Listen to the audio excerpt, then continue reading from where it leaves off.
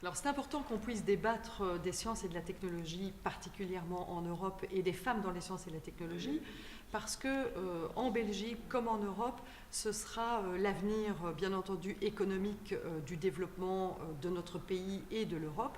Et sans les femmes, nous n'y arriverons pas. Et donc il était important de pouvoir débattre de cela, voir quels étaient les freins aujourd'hui par rapport aux femmes et la technologie, quelles étaient leurs difficultés en matière d'orientation vers les sciences en particulier, et comment il était possible de faire carrière effectivement dans des secteurs tels que les nouvelles technologies.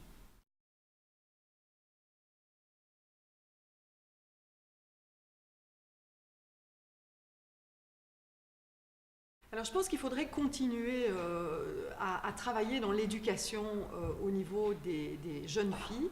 Alors quand on dit l'éducation, c'est dès le premier âge, travailler sur la manipulation scientifique, ça me semble important, donc ne pas venir avec des livres et des théories scientifiques, mais au contraire venir avec de la vulgarisation, comment faire aimer les sciences à tous les enfants et particulièrement les petites filles. Ensuite, c'est de pouvoir, comme le disait Pasquale Nardone dans la présentation, c'est de pouvoir plus avoir des enseignantes qui n'aient pas peur des sciences.